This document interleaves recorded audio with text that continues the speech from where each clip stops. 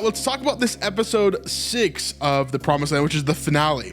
Unfortunately, we're not getting 8 episodes like we normally get for like every other show that we've looked at on the channel, but they can only afford 5 more episodes for this season past the pilot. So that gives us a total of 6 episodes for this first season is kind of how they're calling it here. But let's jump into this one. We're going to talk about the episode, deep dive it, and then I have some special BTS because if you don't know, I'm pretty prominently featured in the end of this episode, and that means that I was on set filming with them. So I've got some behind the scenes videos and pictures that I want to show you that are never before seen, exclusive. Wow, amazing. Let's jump into this one and let's talk about TPL episode 6, the finale called Presence. Here we go. Pharaoh! This enslavement of my people has gone on long enough. On behalf of my brother Moses, I demand that you let my people go. You can't make me. So we open up the scene here, or open up the episode with a flashback. Actually, this is right before they go into Egypt in order to, do all the things that happens with the Exodus. And so here we've got Moses and Aaron practicing because Moses has convinced God essentially to allow Aaron to be the voice that goes into everything to speaking to Pharaoh, right? And so here they're practicing. Moses, of course, would have known Pharaoh very well as he was part of the Pharaoh's family. And so he's acting as the Pharaoh here as Aaron is practicing to speak to Pharaoh, which I think is really, really hilarious. I'm Moses, son of Amram. And I'm Aaron, son of Amram. We are the sons of Amram. And in a few weeks, we are going to free the people of Israel from Pharaoh. Woo! God appointed me to lead the people out of Egypt, but since I'm not the best at public speaking, Aaron will be coming with me to help. Watch out, Pharaoh. But before the big day, we must practice. Perform a miracle that I may believe you are indeed sent by God. As you wish. So here, pointing back to scripture, we see that Moses does a miracle, or they do a miracle in front of Pharaoh, where they throw down the staff that God gives to Moses, which is a very special staff. Remember that, and then the staff turns into a snake, which then eats the other snakes that are involved with the advisors of the Pharaoh. Right? If you remember back to scripture. So here they're just practicing that part there, which I think is hilarious. Behold, a snake. Ah, my greatest weakness. Pharaoh can be unpredictable. Oh, you never know how he's going to respond. If he's in a good mood, this could be a short conversation.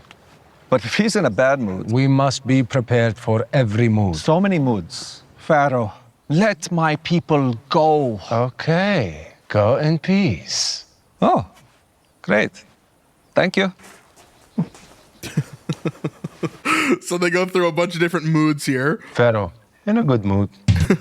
Then they go into some other funny things here. I'm going to fast forward a little bit. We're going to get into the main kind of story of why they're showing this in the first place. The reason why they're bringing up Aaron and Moses and the prequel to going into Egypt is because they're showing how tight Moses and Aaron were, at least in this story, before they headed off to Egypt. You have to remember, in the context of who Moses and Aaron are, they didn't really have a ton of time together as kids and growing up, right? They were separated essentially at Moses' birth, and so Moses then was taken in by Pharaoh's daughter in the scriptures, and then we see that he grows up with the Pharaoh's family. And so he wouldn't have had a ton of time with Aaron and Miriam and the rest of his kinfolk, right, as the Israelites.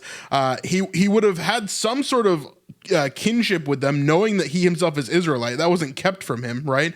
However, obviously he wouldn't have spent as much time with Aaron growing up and like actually being brothers with him. So now that they've been in the wilderness for a little while and God has asked Moses to go back into to go into Egypt and like to ask for everyone to be released, then this is where they're kind of getting to know each other. The big question I have is like, why is Aaron like outside of Egypt already? Like, it's kind of a weird thing because all the Israelites are still stuck there, right? This is before the Exodus. And so he's going in and he's like, I guess, taking Aaron to go practice during this time in order to go to Egypt and then to do these different things. So I don't know, it's funny to me, but we do see this epic scene here. If we move forward, we're kind of following the brothers here and then we're going to skip jump around to some of the other storylines as well. But the brothers here are. It's funny because they're basically trying to resolve things from the past few episodes, right? So Aaron obviously made the golden calf for everybody, which was a big deal. Moses was very upset about that, very mad at Aaron about that. And then he started kind of jabbing him in the last couple episodes, poking fun at him, saying like, oh, you're going to go make another golden calf again or something like that, right? And so Moses is kind of poking him as a brother, but also it's showing that Moses hasn't really forgiven Aaron either. And so the promised land is really bringing this to a place where it's actually Moses that becomes in the wrong, which is sort of weird biblically. Like it's definitely Aaron that's in the wrong. But in the show, they're more relating it to their brotherly relationship and how Moses is in the wrong for not forgiving him and not walking with him, when like literally like a couple days ago, God literally wanted to destroy him and everybody else in Israel, like actually destroy them and then like blot them out of the book of life. So I'm not sure biblically where I stand on that, but here in the show, obviously it's just like a brotherly story. And so that's what we're kind of following here as we continue on. Zipporah basically tells Moses, hey, you need to go and forgive your brother. Are you going to go talk to him today? And then that's where we pick up right here. How long has this been going on? A while. Yeah. It's difficult. You know what? I think Zippy's right. Let's just rip the wrapping right off the wound. Well, actually, that could lead to infection or even death. Why don't we carefully treat and clean the wound, and if it seems like enough time has passed... So this is the second time, I wanted to point this out really quickly. This is the second time I think within the series that we've heard a voice or like seen a hand or something from behind the camera, quote unquote. We don't know what this is. Like, is this actually supposed to be a camera in this time frame? Or is it supposed to be like they're writing this stuff down on a tablet and like we're just seeing it as if it's coming through a camera, right? It's kind of hard to say. And so here it's so funny that we're hearing that voice again, but we don't know who it is, right? I wonder if there is a specific person that Mitch has in mind to be behind the quote unquote camera. I wonder if that's ever going to be revealed. Okay, all right, I'm going. Oh, Moses, hello. Aaron, yes, hello. I was going to ask to speak to you, but I could see you're very busy here. I can step out if you like. No, I wouldn't want to impose. It's fine, I'll step out. Well, if you insist. So, what did you want to talk to me about? You seem anxious. You're anxious. No, but... So here again, the show is placing him, placing Moses in a position of like, Moses is kind of in the wrong here, which is what they're setting up. Two things. First thing, we need a high priest for the tabernacle. Won't you be the high priest? Aaron, you flatter me. No, actually, God picked the high priest and he chose you for the role. Yep. This is the start of the Levitical priesthood. This is the start of, the priest that we should be seeing forward in the future through Jesus's time and then beyond that, right? And so there's a lot of stuff that obviously happens with that throughout time. And by the time we get to Jesus, there's a lot of things that are kind of muddled with that whole Levitical priesthood. But this is where it all starts, is with Aaron, the first high priest here. Surprise. Okay, wow, thank you. Are you sure you want me for the role? Of course. Plus, God told me he wanted you for the job, so the job is yours. Okay, wow. Thank you. Yeah, of course. And we'll catch up later and discuss it further. Okay. All right. What was the second thing? You mentioned that there was a second thing. So he's just ignoring it here, pushing past it. Right. The second thing is about you and me. What about you and me? I just wanted to say that you and me were good. We're good. The two of us. We're good now. No problem, just good. Okay. That's good. So, all done. Okay. Sons of Abraham! I almost forgot. In a couple of days, we'll need to do a fitting with Oholiab.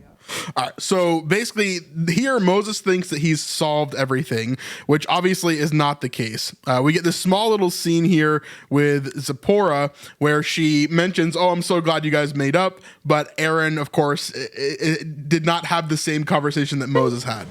Hi, Zippy.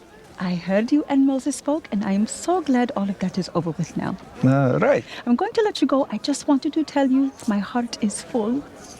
Just a moment. What did Moses say we spoke about? Oh, just that the two of you made up after all of the tension between you guys. I'm so glad to hear he apologized and you forgave each other, and all is right in the world now. Classic dude apology. I will say, though, dudes don't normally hold grudges like this. Like, even with brothers, like, if a brother does something wrong, you're going to see the reaction that Moses had, which is like, I'm going to yell at you, right? Then there's not really going to be like this hidden sort of like, at least most of the time, the people that I'm around, the people that I grew up with, there's not like this hidden kind of grudge that's going to be kept there for a really long time, or this hidden like angst. It's mostly just like gone after that point. Like if you like you might fight with them, you might yell at them, but then it kind of goes away, right? Like you figure things out and you're like you're bros again. So it's interesting that it's them that's holding this kind of grudge here with Moses. Right. Yay! Okay, see you. Apparently, Moses and I had two different conversations. There's what he told Zipporah happened and what actually happened. I'll point out here, too, we haven't really talked about the tabernacle too much. Of course, we're going to talk about it in the end of this episode quite a lot. But this tabernacle actually comes from, I believe, the LDS Church. This is shot in Utah. And so the LDS Church, I think, has this big, basically, replica of the tabernacle that's life-sized, very impressive, that they use for different plays and different events and things like that. And so they actually allowed the production to use it here in the middle of the desert, which was crazy. We'll talk more about it later. I'll give you some more BTS about that, but we'll chat when it comes to that. Let's get to our next brother section here. Here's some of the bigger sections as we jump into what they're talking about here. One second, let me grab the right one here. 21, yep. So here is Aaron trying on his high priestly garb for the first time, which I think is pretty epic. So, how does everything feel? So we've got Oholiab here, as well as, of course, Aaron in his high priestly garb. You can see a lot of things on here that are very particular. For example, this headpiece is very particular. You have very specific things that are kind of laid into it. The most important, of course, being the ephod and the centerpiece here, which is the 12 stones, each stone representing a tribe of Israel. And so everything here has very, very unique symbolism, including the colors, the blue and the white.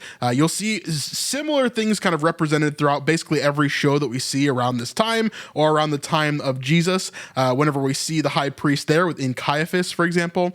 And so we're seeing a return of all these things. Even in House of David, you're going to see Samuel wearing something very similar to this because all of it is described in scripture as what it should look like. And now every single show is going to have little variations of certain things, but it should be very similar to this in pretty much every show that we look at when we look at the high priest in particular. How does everything feel? My only question is, can I wear the undergarments even when I'm not at work?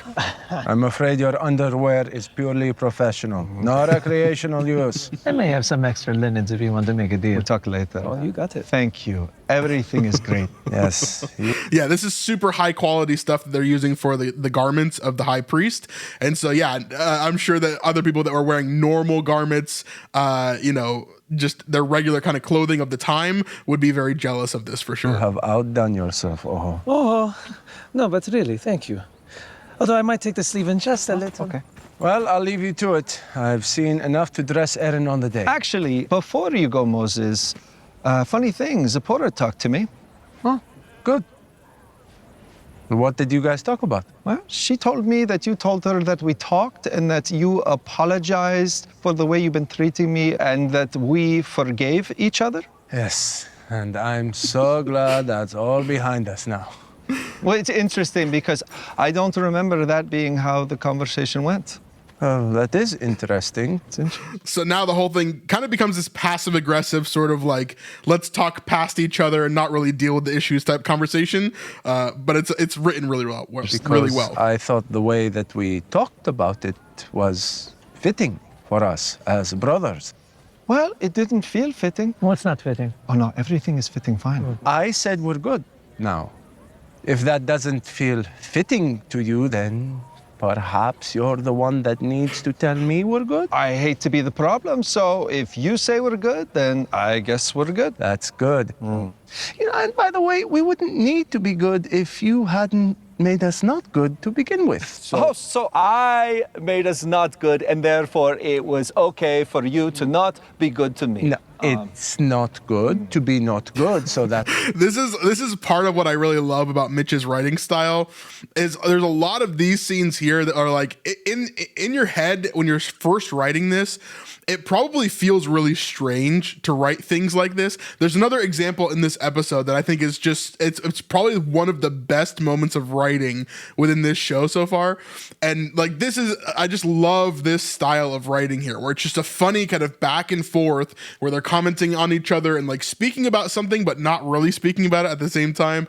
You don't really get this in a lot of other shows. And so it's fun to get this in a satirical show like The Promised Land. that's why I said we're good. Do two not goods make a good? Huh? That doesn't even make any sense. Oh, No, really? we were, okay, listen, we were not good. Okay. I want us to be good. Okay. So what I'm doing now is saying that we're good. Well, then I guess we're good. Are we good? I wish he would have thrown in one thing I would have added in the writing is a I have spoken moment from either Aaron or Moses could have been really funny here. So good. The most good. Okay. Okay. Like right at the end there, Moses could have been like, I've spoken, or and then Aaron's like, oh, on his way out, you know? Does this feel? Good. Oh. Anyway, really, really funny stuff. We'll get to the culmination of their story in a bit. We're going to go back to the beginning and start talking about some of the other little bits. First of all, here's our first shot of the tabernacle. It has been almost a year. And so you can see here, this is actually how it looked. This is not CGI. This is not AI. This is not added things later. This is actually how it looked in real life. I'll show you some behind the scenes stuff after this as well. But yeah, it's a beautiful, beautiful kind of recreation of what the tabernacle would have looked like. Really, really cool. So now we're going to follow the secondary storyline that I love here, which is Korah's men, and them basically getting an audition to do the music for the opening of the tabernacle, which is what this whole entire episode is about, of course. But let's see here. The grand opening for the tabernacle is coming up, and Moses has asked me to be the composer for the event. Yep. If you think back to episode 1 of The Promised Land, you remember Miriam is like this prodigy musician is what she thinks of herself as. Of course, she kind of thinks she's the best at everything in this show, but music especially. She's like, I am the only one that is worthy to do this music. And so she's very happy that she's been chosen to do the music for the opening ceremony. Perform all my music for the Lord. And now I get to do it in public, which is fantastic and something I'm completely not nervous about. That I may dwell in the house of the Lord. What are you practicing? Nothing. So a little bit of a sneak peek there. That is the song that is being sung at the very end of this episode. But she says here that it's just a kind of warm-up piece that she's just practicing here to warm up her voice. It's a silly little warm-up song I've been working on for the event, though. What do you think of this? We're not worthy, Lord. We are unworthy. And then the chorus goes, unworthy, unworthy, unworthy. That's who we are. Interesting song choice for sure. The purpose behind that, of course, is because they just did a really, really big right, with the golden calf. So they are feeling unworthy. They are feeling like they need to make it up to God in a lot of ways. And so it makes sense that that's where her mind would be during this time, for sure. Huh? Yeah? The tune is nice. I agree. It suits the lyrics. So who else will play with us? What do you mean, us? So here, Miriam's under the impression she's going to play everything by herself. She's like, what are you talking about? People are going to play with us? Us? She was ready just to play by herself, of course. Miriam, surely you weren't planning to do the whole show yourself. I have been teaching myself the flute. What if we had a whole orchestra playing with you? Wouldn't that be nice? Incorporating other instruments would give my songs more flavor, but... Who else in the camp do you think knows how to play? Other than your first choice, who is obviously me. Yes, you may play with me. But I'm not confident that we'll find other musicians in the camp. Our people are not known for their artistic expression. One of us tried singing while building the pyramids, and it was so bad that the Egyptian slave drivers, they told them to keep singing. Yeah, I don't know what the music history is of the Israelites during that time. I would imagine that there's some songs for sure to get through working. Similarly to the slaves in America, I would assume that there's some sort of music sort of coping that goes along with that, like therapy almost while you're working and doing different things. And so I imagine there's some sort of musical history there, but I'm not sure that we know much about it. It was torture. We should have auditions. Wouldn't that be fun? Could, but should? I could make flyers, and we could have everyone come play for us at the women's tent. Oh, that sounds so exciting. All right, so that's exactly what they do. They end up having flyers that they give out to everybody. And so we see the ladies here giving out all of the flyers 6 days prior to opening of the tabernacle. Oh, ladies, come audition for us. Yes, oh, you two come audition for us. Oh, please. Please take a flyer. Yes, come. Miriam, of course, doesn't want anything to do with this. Here they are, one for you. Everyone is welcome. Oh, I hope to see you there. I love Shireen Khan. We've talked about her before. I think she watches the channel or has watched the channel in the past. So everybody say hi to Shireen in the comments. She plays Herodias in The Chosen, and now obviously Miriam here. I think she does an amazing job as Miriam. And then of course all the other actors have been great in this show too. I definitely have no one that I'm like, I wish they had cast someone else or done something different. I think everybody's really solid in this show. Everyone gets a flyer. I have news. As some of you may have heard, Moses is looking for performers for the tabernacle ceremony. That's so true, Medina. They should have called it. They should have called it Israel's Got Talent. That would have been so funny. And we got an audition. I know you're all excited, as am I. Our nightly vocal training has prepared us for this moment. It's so funny that Korra would be like, it's the same thing with him being a student in the previous episode where he's like a super good student. He's like excited to be there. He's like really listening to Moses, except for the Molech thing, which is kind of a big miss. But here, of course, it's really funny that he would be excited for like to be auditioning for the musician's part as well. I think it's hilarious. Yes.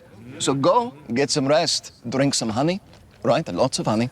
For tomorrow, we sing. Save your voices. Dismissed. Blowing through the lips as you walk, blowing through the lips. I love Brad. As I've said from the very beginning, I think Brad steals the show in most of these scenes. Brad Culver is just so amazing. He also followed me on Instagram today, so everybody say hi to Brad. Maybe he's watching as well. So definitely looking forward to the future of this show, which we'll talk about more at the end of this episode as well.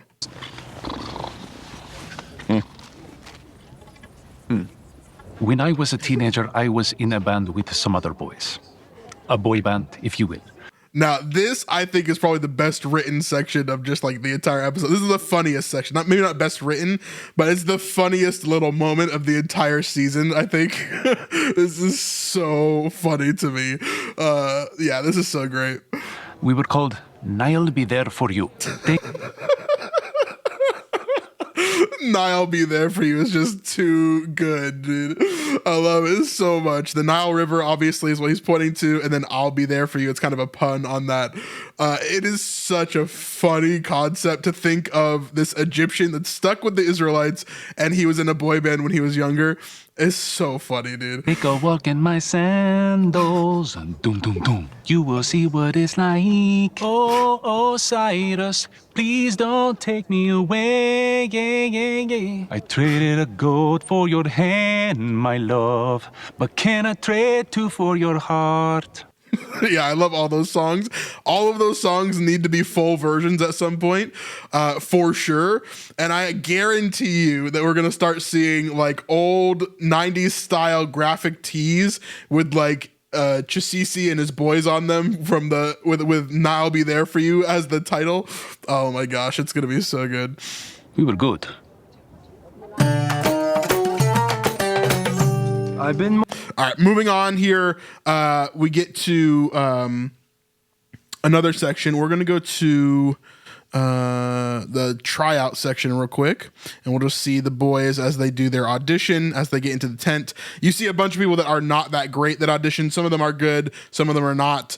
We see a bunch of different people that are auditioning, but here's the People have boys. surprised me. And will you all be trying out together? That's the idea. Well then, let's hear it.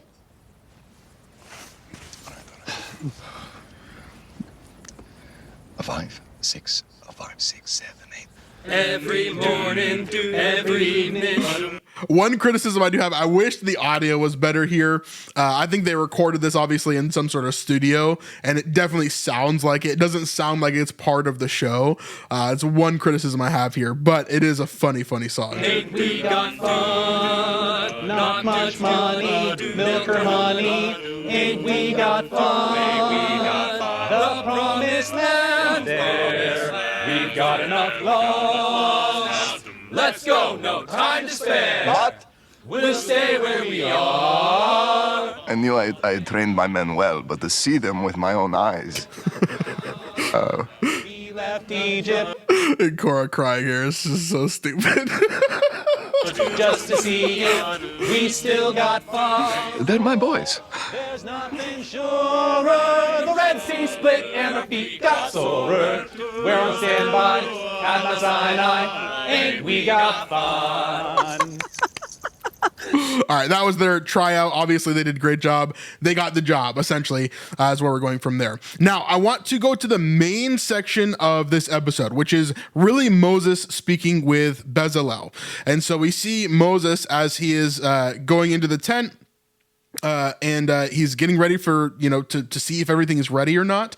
And here Bezalel tells him that it's not going to be ready on time. Now here we see Bezalel working on what I believe to be the showbread table, the table for the showbread within the temple. Of course, this is going to be made of actual gold. Here, it looks like a prop, but I think that's part of the show as well. You can kind of do that a little bit more in a satire. But here is Bezalel, of course, one of the chief craftsmen who is making this. Bezalel, I don't understand. It looks like you're almost finished. Almost finished? Come, look at this. Give us a moment. The 6 branches are all meant to be the same, but this one is all wrong. Which one are you talking about? This one. They all look exactly the same. Maybe to you, but not to the Lord. I think you're being a little hard on yourself, Bezalel. This is beautiful. All of this. And the Lord said we shall open on the first day of the first month. So we really must be finished by next week. We will do what we can.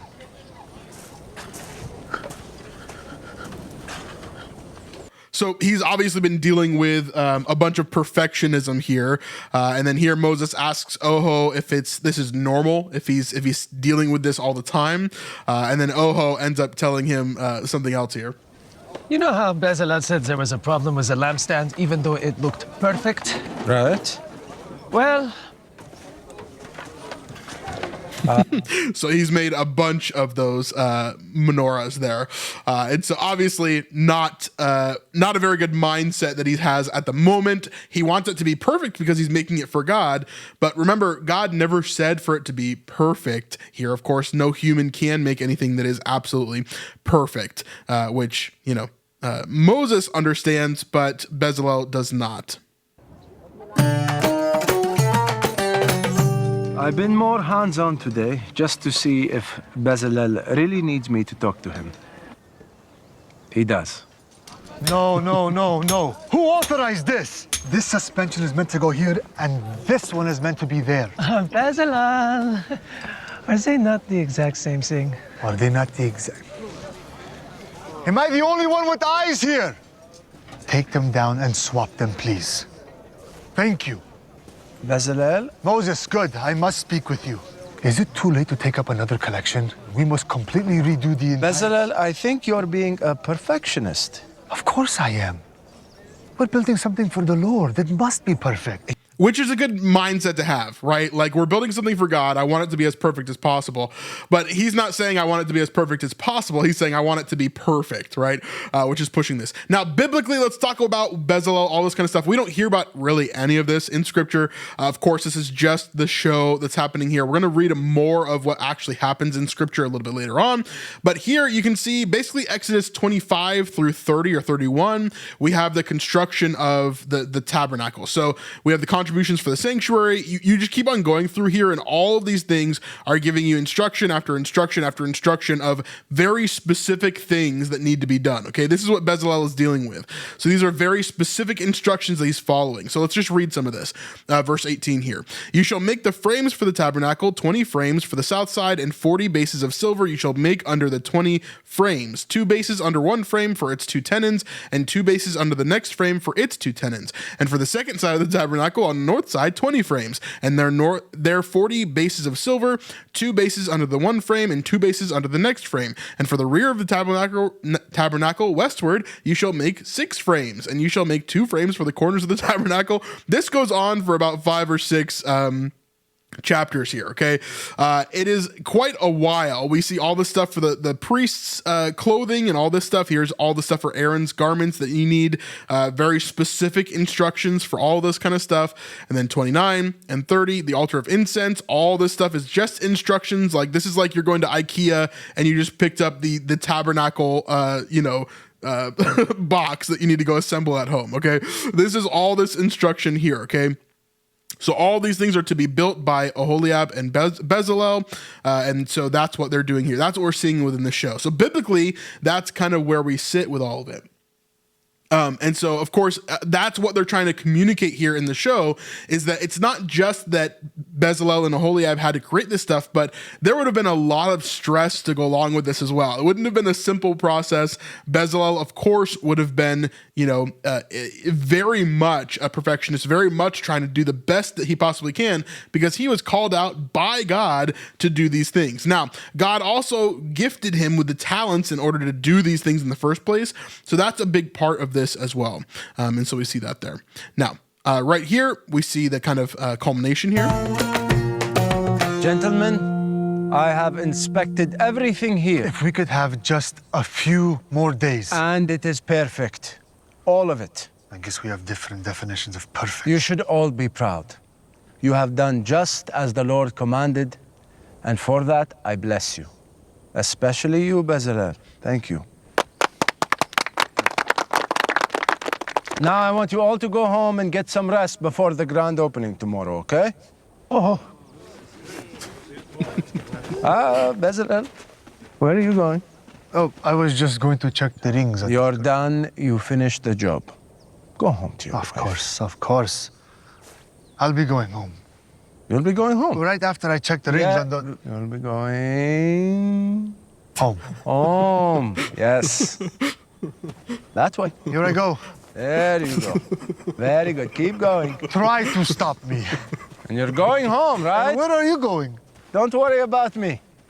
Keep going.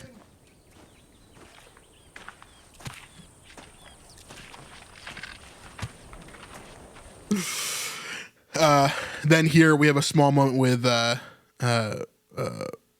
Aaron.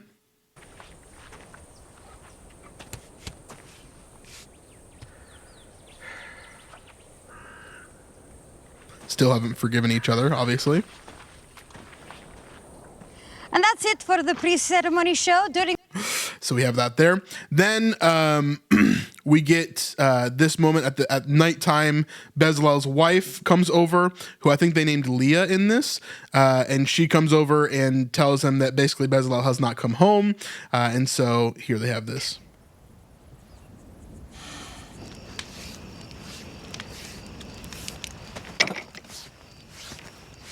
I'm very disappointed, Bezalel. Don't sneak up on me like that. He's such a serious character throughout. He's not a normal character. He is wacky, but he is a very serious character throughout this whole thing. It's so funny when he screams like that. Could have killed me. Bezalel? Wouldn't be the first time you killed somebody. He always roasts Moses too about his murder. That's so funny too. He's like taking it seriously when nobody else is. He's like, wouldn't be the first time you killed someone. Let's not go down that road again. What are you doing here? I know you think it's perfect, but it's not. It could be better. It must be better. How can I help?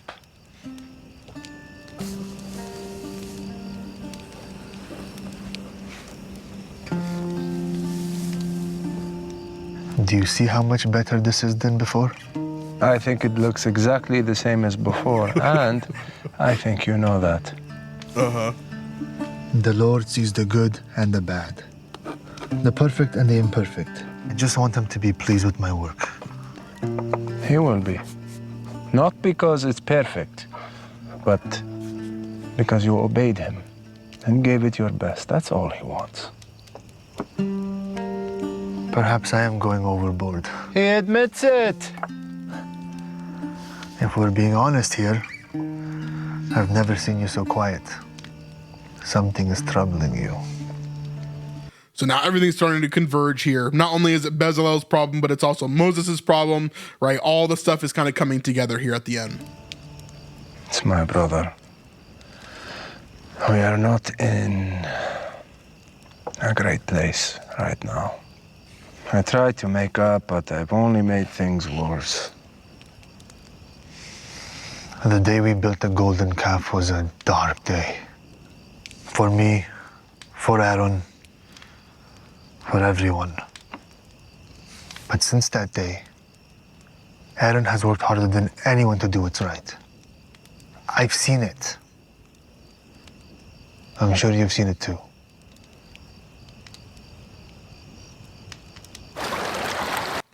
Yep. All right. So moving on now, we're going to go to one last thing before we go to this final scene. Because it's hilarious, but also I just want to show you this little piece that we didn't really talk about in this episode. Not much to break down, but Joshua this whole time was like having lice. So Joshua this whole time has been trying to get his money back, his deposits back from this big birthday bash that he planned. He accidentally planned his birthday to be on the opening day of the tabernacle. Okay. So that's why he's running around. He's getting all his money back from all these different vendors. In order to get his money back from the magician that he hired, he has to go and work with the magician for this other party here that is going on within the camp.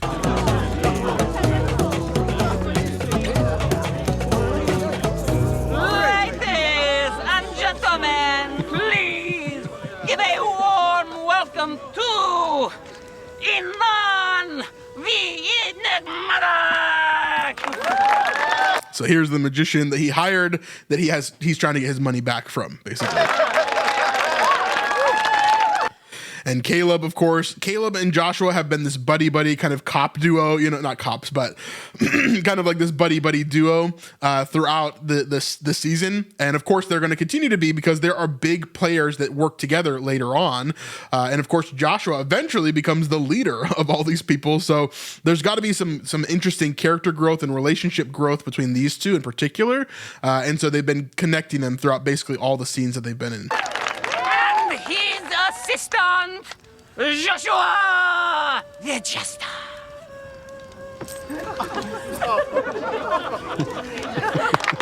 This is where you bow. You can't see. So originally they said during their live stream they did a little while ago, they said that he was supposed to be wearing like a jester's hat, and they said it just looked too ridiculous for what they were trying to do here. So they took off the hat. And so this is the only scene that Joshua does not have his hat in, which is kind of interesting. Are you? I said currency. Do you know what is more embarrassing than canceling your own birthday party? Being a jester at somebody else's. After this, Sinan will give me back the deposit that I gave him. Smell the flowers. to see this coin. But at this point, I am not sure that it was worth the cost.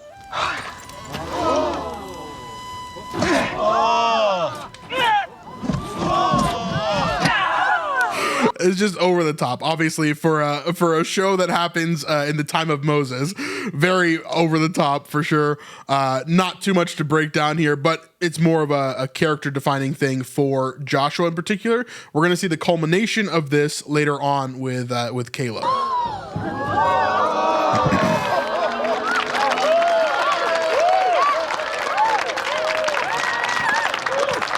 When will this week end?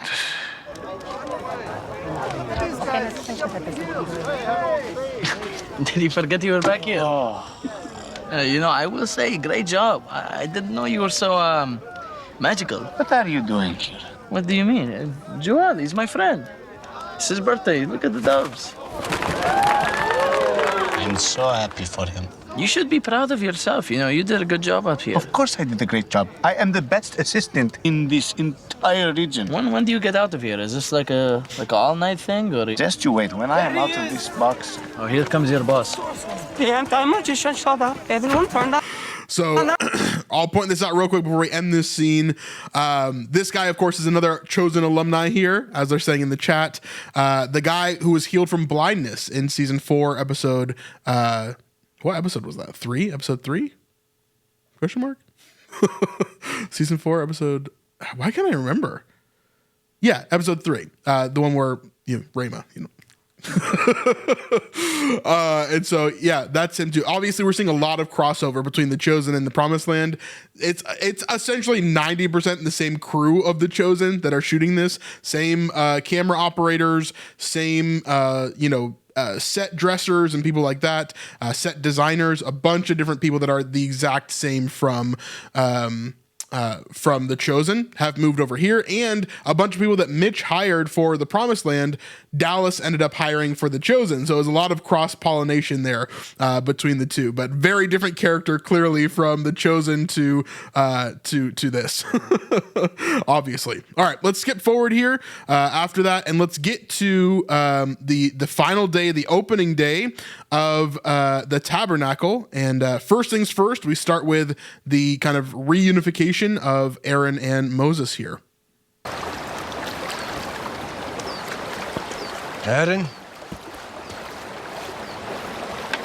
Moses? Could I speak with you?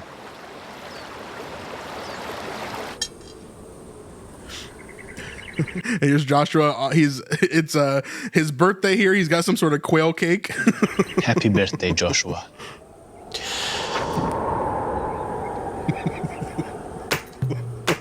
So basically the whole point of Joshua's arc here is that like everything's been taken away from him, right?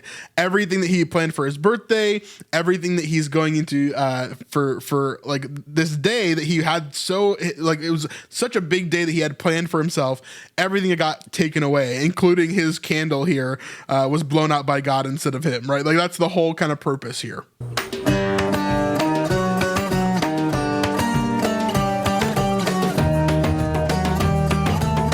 Everybody coming to the tabernacle, and here is my very first kind of cameo, and you're gonna see me quite a lot throughout this last section here, this last kind of 15 minutes of the episode. Of course, I'm right here in the green and white and tan color, salmon color, whatever you want to call that, and so you'll see me quite a lot throughout this ending section here, and of course we'll point it out when we can. It was a ton of fun. Right after we're done with deep diving this episode, talking about the significances, we'll go into some of the behind the scenes. I'll show you some of my pictures and videos of what I did on set there. It was a lot of fun. I spent 2 days here on set with all these guys. It was awesome.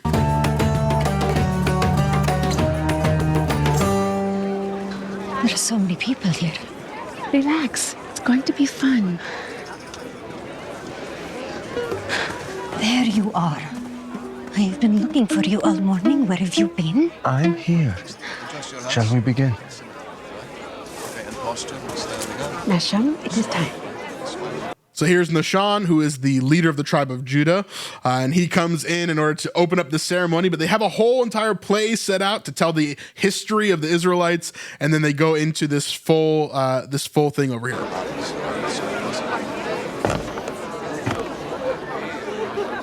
There I am again. Hundreds of years ago, Joseph had a dream.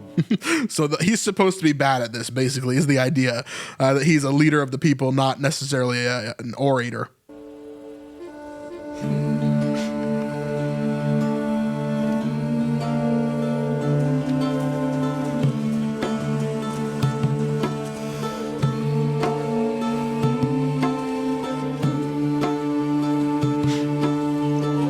No, I'm not nervous. If the show goes well, then wonderful. And if it doesn't, I'll just walk that way out into the desert and never come back for the rest of my life. Of course, everything she has here is kind of, you know, it's all of her identity is kind of wrapped up into this show, right? If we go back, we can see Joseph with the Technicolor Dream Coat coming out. So that's their version of the you know, many colored coat here, the coat of many colors. And you can see behind them here, there's a couple of different things. There's a basin here to wash your hands and to cleanse yourself as you come into the tabernacle. Remember, this is going to mirror the temple in a lot of different ways. Then here you have the actual, you know, place to sacrifice as well. Right here, the altar itself is right behind it. And then the actual tabernacle, this is in the temple, what we call the holy place or the Holy of Holies, is kind of in the deepest part of that. And of course, the Ark of the Covenant is here as well, but they don't really show that. This is the time when they created the Ark of the Covenant. And so all of that takes place here. And we'll fast forward this part again. Was in exile. Behold, the Lord appeared to him in a burning bush. So they're telling the story of Moses here with the burning bush. You can see all the ladies, they have their hands painted in red and orange for some flames on the bottom and these streamers kind of all over the place. You'll also recognize a lot of the main extras, whether that's Korah's men or a lot of these women here. All of them, or most of them, I would say, are kind of, again, cross-pollinated between the Chosen and this as well. Obviously, all of them do this for work, and so it's helpful to go from show to show to show like this, especially if you know the people and trust them and want to be a part of it too. I'm no fan of theatrics. I believe play acting is for fools. But I do love history. So Korah's playing Moses here, which is just epic. Let my people go! There I am again, right behind the guys. I just love the place that I got put here. Of course, I got put here because I'm brown. If you've ever been on set of The Chosen and you're a brown person, you know exactly what I'm talking about. You get put in the front rows of pretty much everything because of your skin color, because the majority of Chosen fans are not brown, let's say it that way.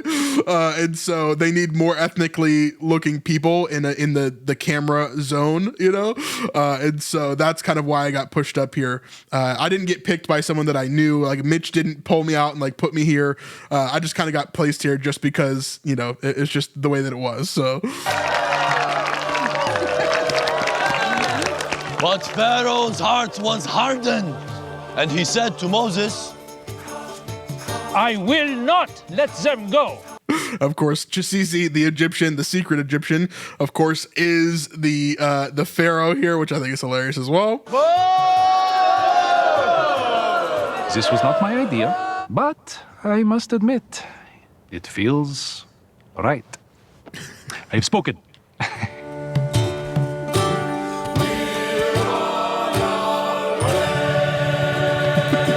So going through the Red Sea here, all the theatrics there.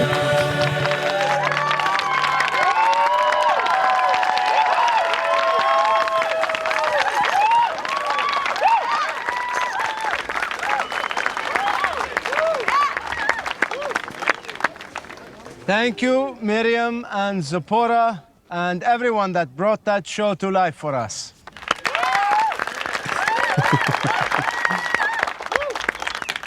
Ladies and gentlemen, I have inspected everything within this tabernacle, and I am proud to say the work is finished. Please show your appreciation for Bezalel, Oholiab, and everyone else who built this house for the Lord.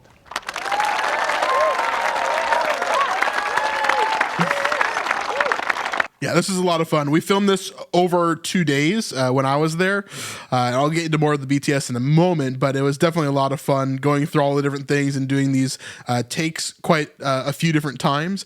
As we get into the song at the end, I'll tell you more about what that was like as well and how we prepared for that and what the experience was like as well. And now, we will observe the consecration of the high priest. Aaron, son of Amram, please step forward.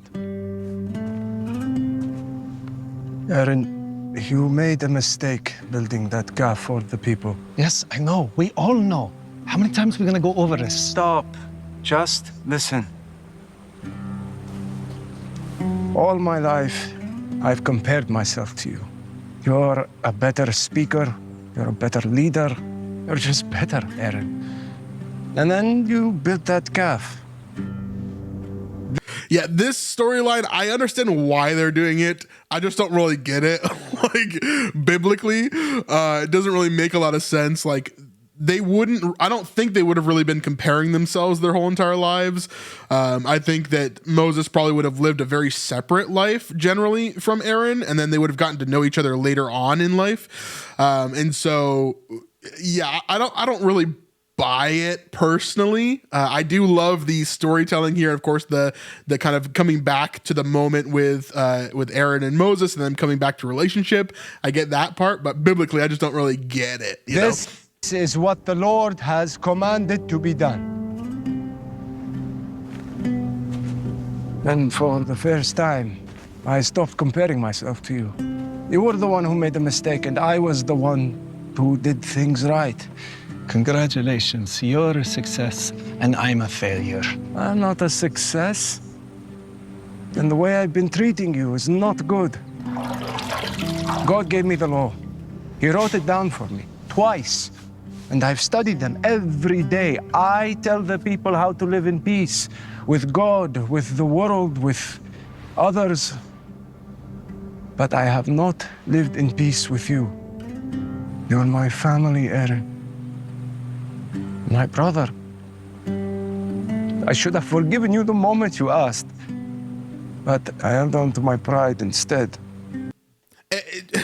Yeah, I think it's a great scene. I think just as a scene itself, it's amazing. It's really, really great. My mind just can't help going back to the point where God was like, "Hey, I'm literally going to kill your brother and everyone, and everyone that did this." And then Moses spent over a month back on the mountain pleading God not to.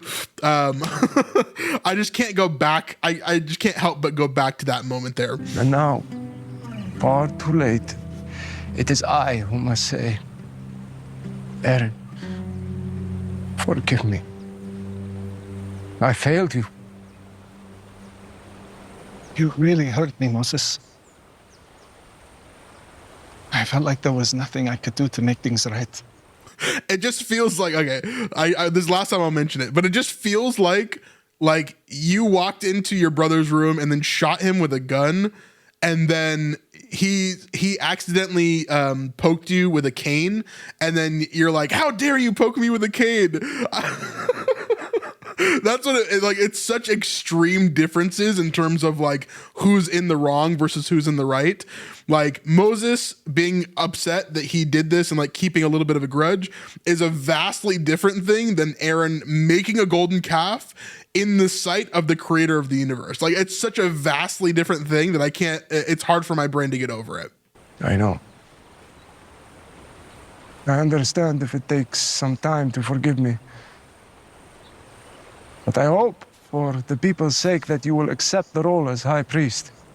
Oh, I'm still taking the job. There's one thing I know I can do is get the people to worship something. This time it's gonna be him. As for you and me, Let's just say we're good. Sons of Amram? Oh. Stop. What? No. Or what? Or what? Oh, No. Yeah, no, I was kidding.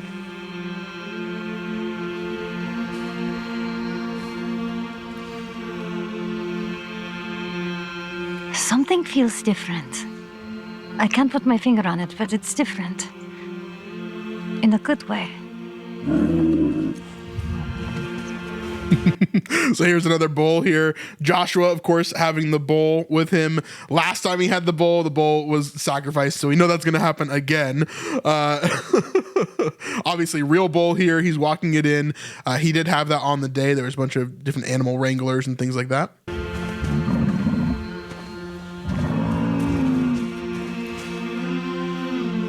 This is actually real meat. I'll show you some pictures later, but this is legit like real meat from a bull, and like they had like a real bull's head and stuff. I'll show you some pictures of it later, but this is like they bought it from some sort of butcher in order for them to sacrifice here.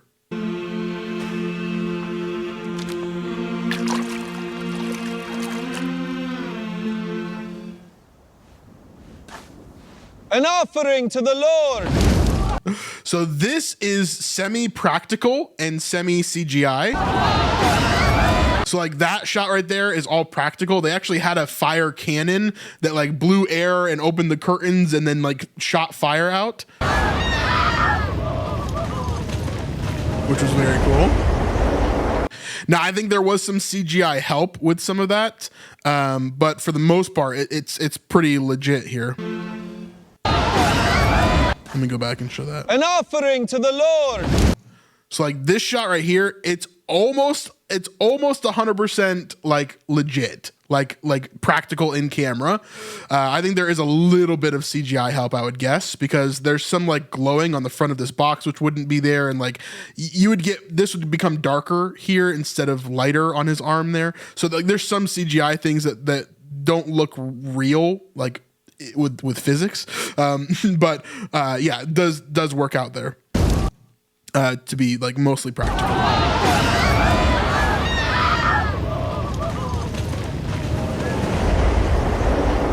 And then the presence of the Lord comes down onto the tabernacle. Yeah, so the presence of the Lord comes down. Let's jump over to that moment here. We've got Exodus 40. So the Lord spoke to Moses saying, on the first day of the first month, you shall erect the tabernacle of the tent of meeting, and you shall put in the ark of the testimony, and you shall screen the ark with the veil, and you shall bring in the table and arrange it, and you shall bring in the lampstand and set up its lamps and all this stuff, right? And so we see that you should be setting up this whole entire thing. So Moses did all of that. Moses did according to all the Lord commanded him. So he did in the first month, in the second year of the first month, the tabernacle was erected. Moses erected the tabernacle. He laid its bases and set up its frames and put in its poles, all the stuff, right? He set up all the stuff. The Lord commanded Moses. He put the golden altar in the tent of meeting before the veil. Okay, all that stuff there. Then the cloud covered the tent of meeting, and the glory of the Lord filled the tabernacle. And Moses was not able to enter the tent of meeting because the cloud settled on it. And the glory of the Lord filled the tabernacle. Throughout all their journeys, whenever the cloud was taken up from over the tabernacle, the people of Israel would set out. So every time that God's cloud came and sat on the tabernacle, that's where God existed, lived, right? His presence was there. Of course, God is omniscient, omnipresent. He doesn't live in one singular spot, but this is letting the people of Israel know, hey, you're to stay here for a little while. Then later on, the presence of the Lord leaves, and that's when they know they need to go somewhere else in the wilderness to walk there. And so, but if the cloud was not taken up, then they did not set out till the day that it was taken up. For the cloud of the Lord was on the tabernacle by day, and fire was in it by night, in the sight of all the house of Israel throughout all their journey. So I think they did a pretty good job of kind of showing some of that here with just the extreme, fire and cloud that kind of comes upon the tabernacle here. So I do think the cloud would envelop the tabernacle, though. I don't think it would just like come to the top of it. I think it would envelop the entire thing so that nobody could enter it. Like they couldn't see to enter it, basically.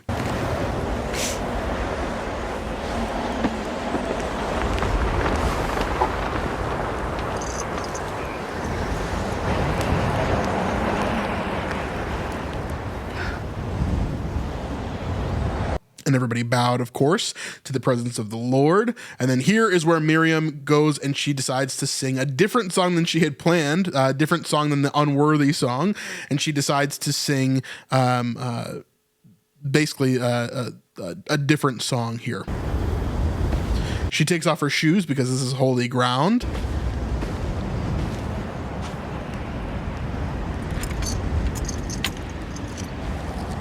Cora.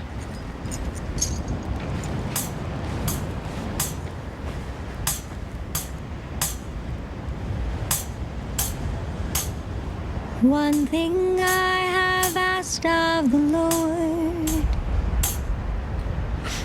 this is what I see. All right, so I won't play this entire thing. I'll let it play here as we kind of look at the psalm as well. So if we go over to, let me duplicate this. I'll pull this over. And we'll go to right here. The Lord is my light and salvation. Whom shall I fear? The Lord is the stronghold of my life. This is Psalm 27. Of whom shall I be afraid? When evildoers assail me to eat up my flesh, my adversaries and foes, it is they who stumble and fall. Though an army encamp against me, my heart shall not fear the war against me, yet I will be confident. One thing I have asked of the Lord, that will I seek after, that I may dwell in the house of the Lord all the days of my life, to gaze upon the beauty of the Lord and inquire in his temple. For he will hide me in his shelter in the day of trouble. He will conceal me under the cover of his tent. He will lift me high upon a rock. And now my head shall be lifted up above my enemies all around me, and I will offer in his tent sacrifices with shouts of joy. I will sing and make melody to the Lord. Hear, O Lord, when I cry aloud. Be gracious to me and answer me. You have said, seek my face. My heart says to you, your face, Lord, do I seek. Hide not your face from me. Turn not your servant away in anger. O you who have been my help, cast me not off, forsake me not, O God of my salvation. For my father and my mother have forsaken me, but the Lord will take me in. Teach me your way, O Lord, and lead me on a level path because of my enemies. Give me not up to the will of my adversaries, for false witness have risen against me, and they breathe out violence, and so on and so on and so on. Let me just read the rest of this. I believe that I shall look upon the goodness of the Lord in the land of the living. Wait for the Lord. Be strong. Let your heart take courage. Wait for the Lord. So this is essentially most of what she's singing here in this section, Psalm 27. And of course, that's weird because they wouldn't have been written yet. Obviously, it's just another connecting point to scripture here that they're using. But here we see this song. That I may dwell in the house of the Lord all the days of my life. So ahead of time, they actually gave us this song while we were on set in order to practice it ahead of time, a couple days before. And then we got on to set and we were able to perform this along with Shireen here. And so some of our voices, I'm sure, are captured in this at certain points. But it was really an emotional experience at certain times. I mean, a lot of people around me were like bawling their eyes out and crying because it really did feel like a worship session. And specifically at one point, the music of the backdrop, the music they're playing over speakers in order to get us all to sing at the same time, that dropped out. And so we didn't have any music there.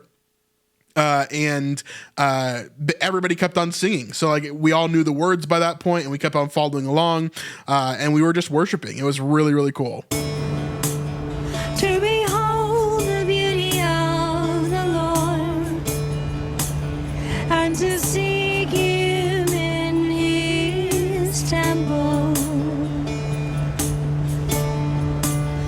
One thing I have asked of. Again, music can be kind of weird, so I'm going to stop that there and go forward. But it was a beautiful song. Shireen did awesome. One thing I was super worried about with her is that, like I've mentioned before, this is where those thousands and thousands and thousands of nails were.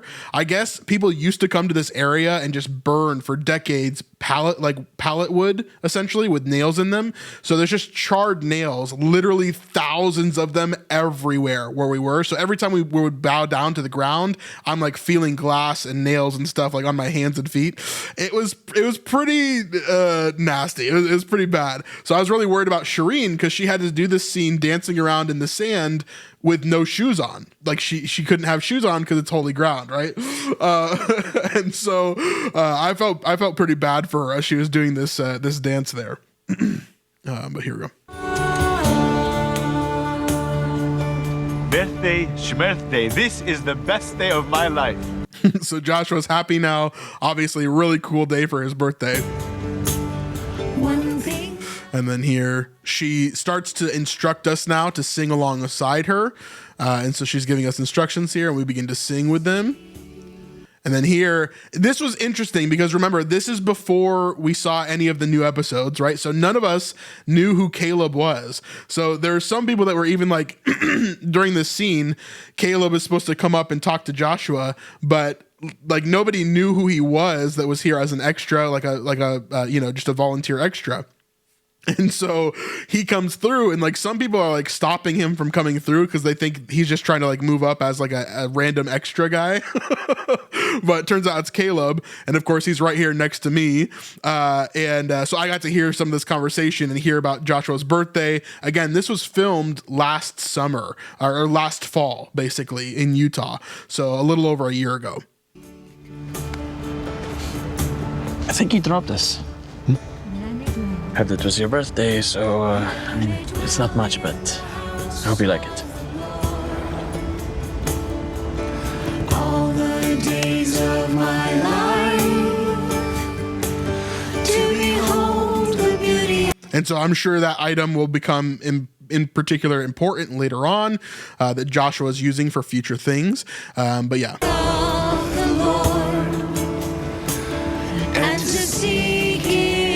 The final reunion there of the brothers.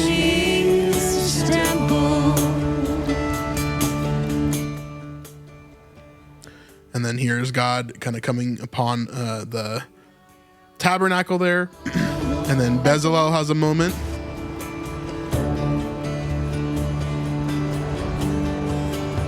He is pleased. And so Bezalel's smile here is really well earned. They mentioned that in the live stream as well. I agree. He's such a serious kind of like angry character in a lot of ways. And so having that smile here, seeing that God is pleased with his work is a really great payoff as well.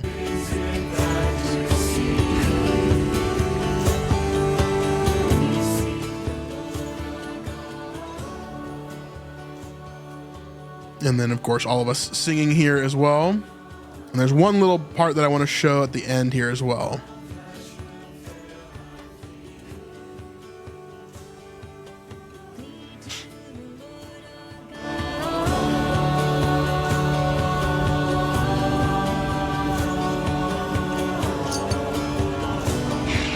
I am very proud of you, and my father would be proud of you too.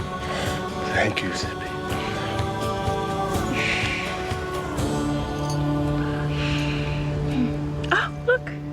The boys. So the boys here. Boys?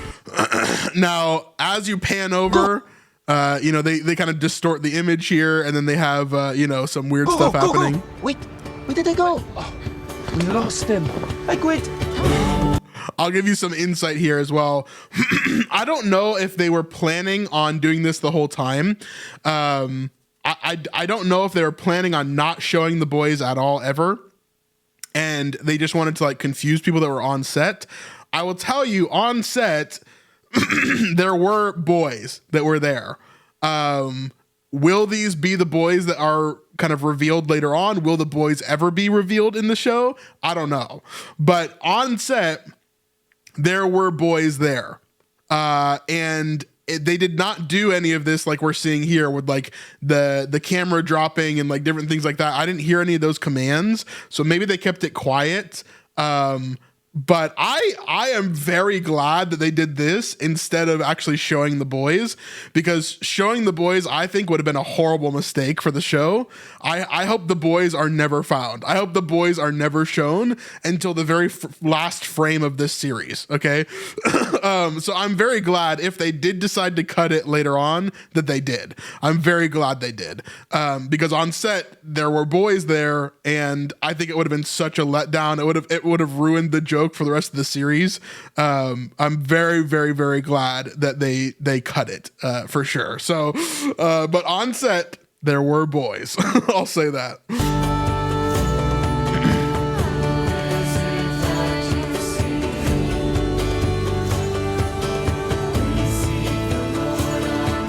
And then here's the last little tidbit of the episode. I'll fast forward a little bit to get past some of this music.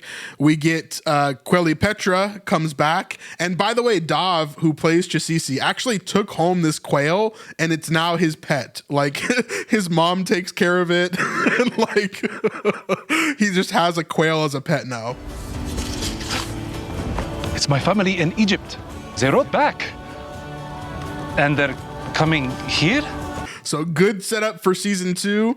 Looks like Chasisi's Egyptian family is going to be coming from Egypt to go and see all of these people. And so I wonder how that's going to go for him. We'll have to see. Maybe he dresses all of them up as Israelites and hides them within them. It'll be really interesting to see what happens there in season 2. But of course, really interesting setup there for the future of this. Absolutely. Now the rest of this, you can see. There she is. Kind of a mirroring of the end of episode 1 of the season. And you see all the rest of us in the background that are just walking around out there just to look like, it's a massive encampment of Israelites. You can actually see they added in CGI afterwards, all of these tents and things in the background showing that, the nation of Israel is gigantic here. Our little star. Stop, you're embarrassing me. You should be proud. All of you. I could not have done this without you. So thank you. There's only one thing left to do now. What's that? Pack it all up and be on the move. Be on the move. Wait, to the promised land? Moses. Moses! Not quite yet. You have like 39 more years. You have quite a while left in the wilderness, my friends. Are we going to the promised land?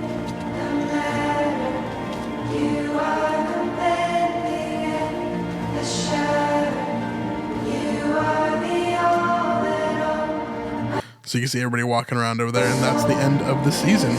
So yeah, really great stuff. I think Mitch absolutely killed it with this. He did an awesome job. Like I said, I'm going to show you some of these BTS things. I just got to switch over to this really quick, and I'll show you some of the behind the scenes of what I went through when I was on set. It's quite interesting. I think it's going to be cool. So we show up super early in the morning. This is like, I want to say like 6 a.m., maybe even earlier than that. It is incredibly cold. It's fall time in Utah in the middle of the desert at nighttime. So it is incredibly cold during this time. And so I'm showing up here and I'm in sandals, of course. My feet are literally freezing off my body. And so that's kind of where we start here. Let me go here. So you can see everybody arriving here.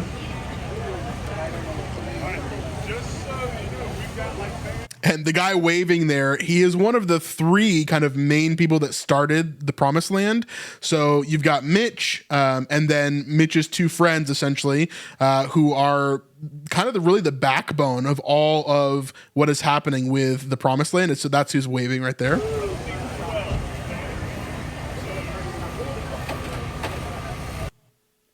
So here are some pictures. Beautiful sunrise on that day. You can see all the sand. We're in the middle of nowhere here. All that we have is a tent to kind of hang out at. And you see some of the set props here. A lot of this is actually borrowed from The Chosen and kind of reused at different times. Of course, they have their own stuff as well, but a lot of it was kind of borrowed back and forth. especially for the pilot, but I think for this this set of shooting as well. You can see some of the furs here, some of the tent. This tent was basically just set up for the extras to go take pictures at and to have there. Here's some of the yarn and coins and different things that was on the set. Here's another video of the sunrise here. As you can see everybody's bundled up because it's pretty cold at this time. Most people are wearing shoes or at least socks. And then here is on set here. You can see the tabernacle as well as, Korah's men here getting ready to, play for the opening of the tabernacle. And that's the box where Nishan is standing and he announces everything. Yep. All the extras getting set up here.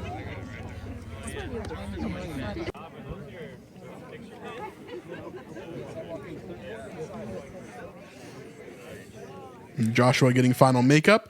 You'll recognize her as well. This is Mandy, the makeup artist from The Chosen. So the main makeup person for The Chosen is also the makeup person for The Promised Land. Of course, like I said, it's like 99% cross-pollination here.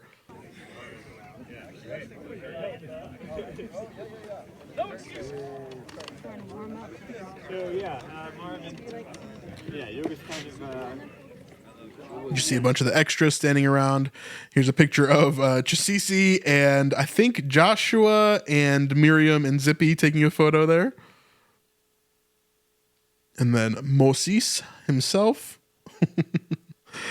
This is Dan, the cameraman. If you remember him, caused quite a stir back in like season 3, season 4 of The Chosen. If you remember that, he was also shooting on The Promised Land here. You can see a bunch of these different things going on here.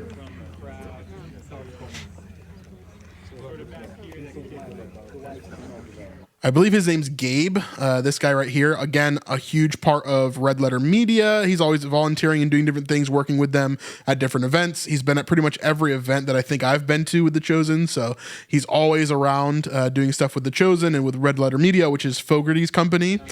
A lot of different people that you should recognize. Of course, right behind here, Moses and Korah and Joshua right in front of me here. We got Oho over there and Aaron, of course. We got her himself.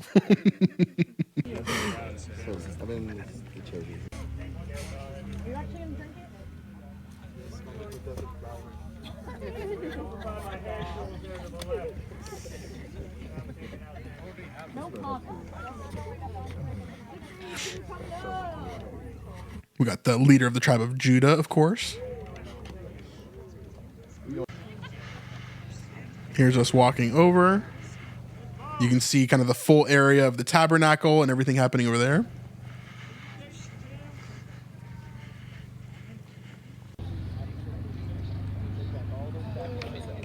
And here's another shot of all these people, all the behind the scenes tents and everything that you don't really get to see, all that kind of stuff here.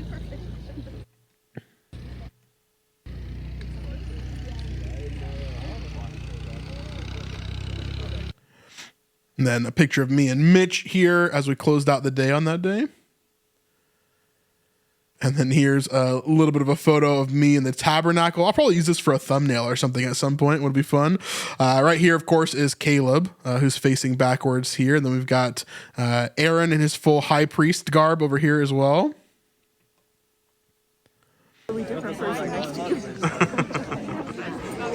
Just chatting with some people here we had a lot of time. There's a lot of downtime. And so, it was a ton of fun, of course, but it was a lot of time just hanging out with people, talking with people, a lot of downtime during these 2 days for sure.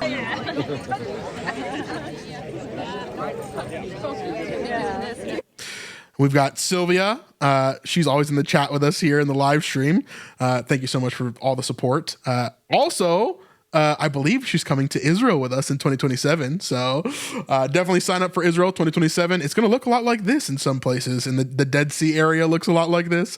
It's going to be a lot of fun. That's going to be an absolutely epic trip for sure. All right, here we go. Pictures coming up. And then Catherine, don't forget Catherine. We talked about her in the other video as well. She helps me kind of behind the scenes with catching some things. Even today, we've got some things that she helped me catch when we talk about our news a little bit later on with this. But Catherine's pretty epic. This is how cold I was. I just took this picture to show that I'm cold. And then a bunch of other people, you can see everybody with their beanies and their jackets and everything in between takes here. You got Fogarty. You can recognize him from the dreadlocks, of course. One thing that you don't really get throughout this video or throughout the show itself is that the tabernacle kept on breaking. Like they kept on having to fix all these different curtains that were like ripping because the wind was so harsh. And like it kept on breaking everywhere. So they kept on having to like repair it throughout the entire day every time they were going to shoot.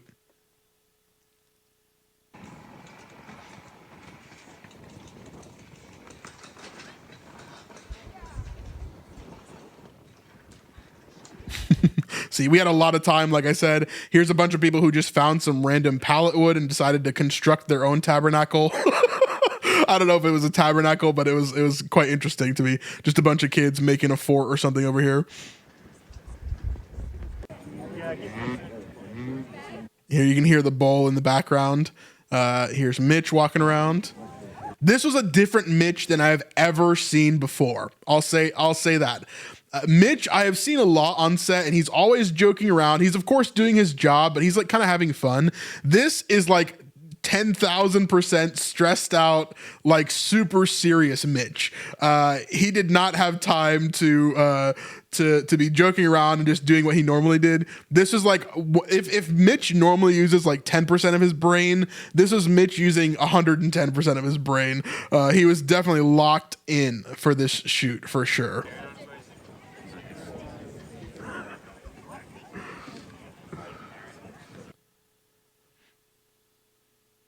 Everybody hanging out, chilling out.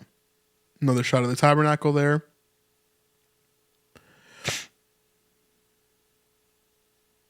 And then here is me and Richie. Richie is he's kind of the executive producer of this. Him and his wife Bethany. They kind of run a lot of things in the background, and they are the producers, the founders of 526 Studios. I think that's the name of it. I always forget it every single time I think about it. So I think it's 526 Studios. The ones with the corgis running across, that's their studio. And so they're kind of the main ones here getting everything set up for this show. And then here is the pictures of the real sacrifice that was on set. Of course, they didn't actually kill the bull that was there, but here is the meat and the head and the hooves of an actual bull that was on set, which was pretty crazy. I was like, dang, this is not prop meat. It's like actual legit, like from a butcher sort of like animal. It was actually crazy, but pretty cool. And here's everybody saying goodbye, giving hugs on the last day here. We're kind of doing the final shots of the show where you see everybody kind of walking in the background. We're doing those shots right here. So background, even though we're grouped up talking to each other, the big thing here is we want to have a little... Most likely, right? Oh, so He we needs can more look at more people. That's true. I was wondering that. And of course, I met a lot of great people. This was a really great time. Lots of fun. Your hair's so beautiful. Thank you. I thought it was perfect.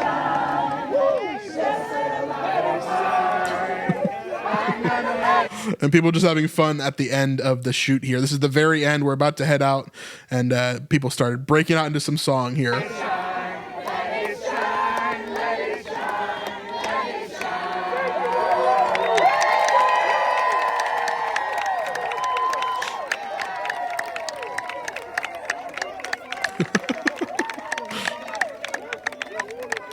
So it was a great time. We had a lot of fun. Just me on this one. Vanessa wasn't able to come on this one, but yeah, I had a great time anyway on set. Super glad to be part of this and be able to say that I was in season 1 of the show.